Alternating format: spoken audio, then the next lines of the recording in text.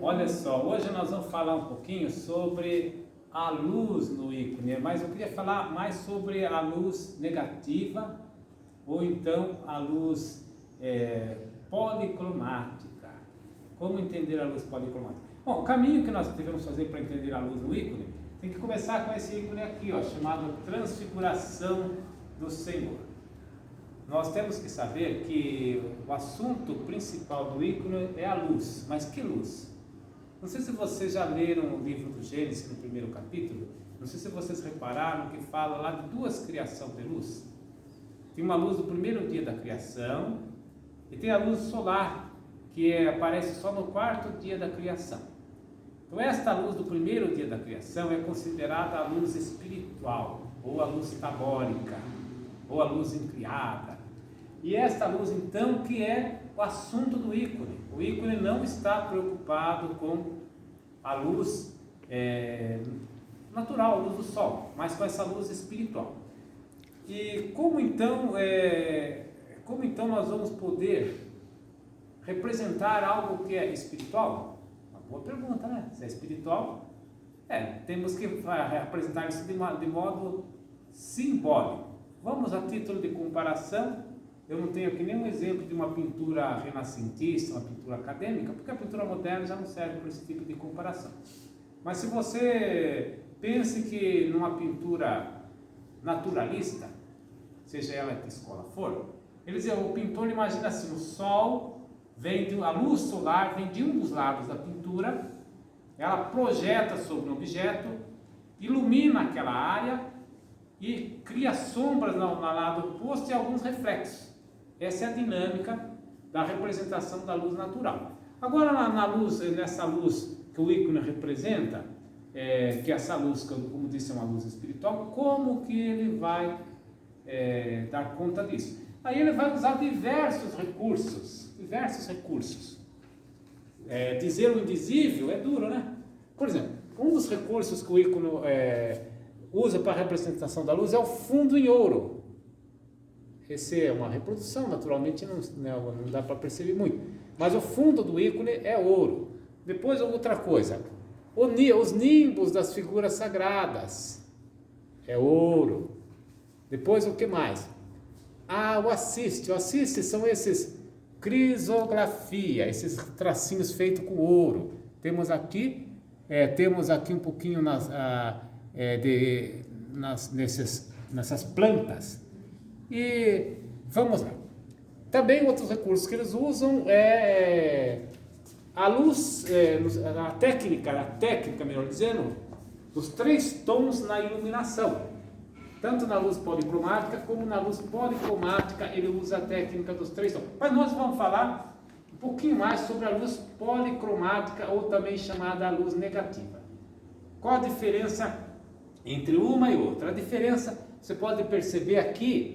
Esse aqui é São Miguel Arcanjo de Andrei Rublev. Não sei se você consegue perceber que temos aqui o manto do São Miguel, meio rosado. Note que aqui tem um tipo de coloração, aqui tem outro tipo de coloração. Nesta parte aqui, ele trabalha com a luz monocromática. Nesta parte aqui, ele trabalha com a luz policromática. A diferença eu vou explicar agora. A luz policromática, essa daqui, ela é mais complicada, ela é mais escura do que a base. A luz monocromática é mais clara do que a base. Como fazer a luz monocromática é bastante simples. Você pega a cor de base, no caso aqui, digamos essa cor rosada, e vai adicionando branco. Primeira luz, branco. Depois a segunda luz, pega aquela luz anterior, adiciona mais branco. A terceira luz pega a segunda luz e adiciona mais branco. Então não é tão complicado. Mas a luz policromática, na execução, ela é complicada. Por quê? Ela é mais escura do que a base. Por isso nós temos que recorrer às fórmulas, outras fórmulas, geralmente tom acinzentado, pode ser também a cor complementar.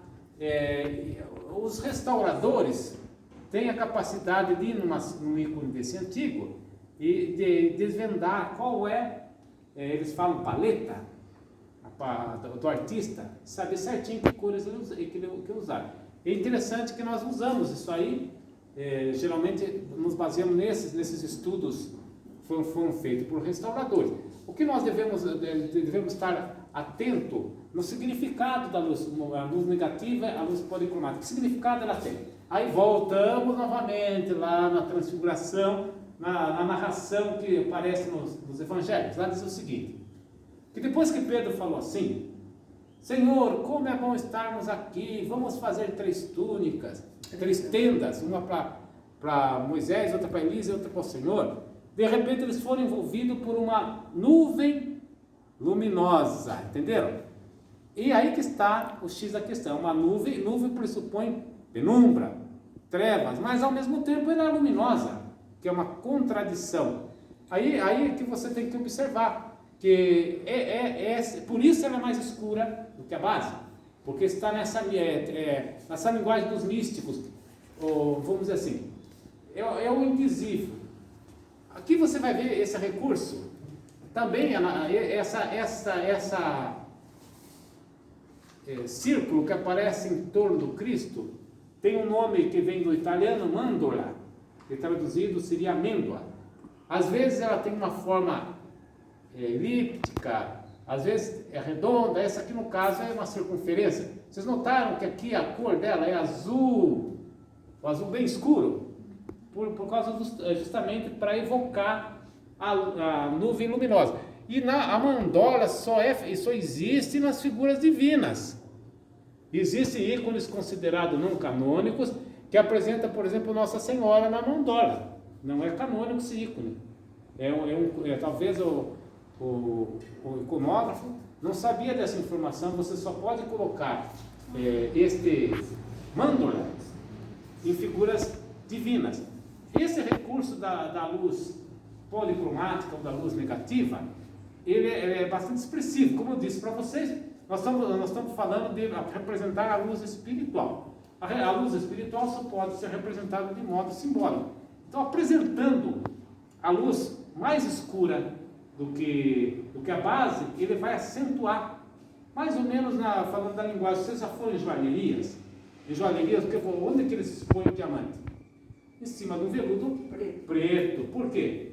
Aí o diamante vai reluzir muito mais. Contraste, é a lei do contraste. Foi isso, essa a contribuição que eu queria dar para vocês hoje sobre a luz policromática.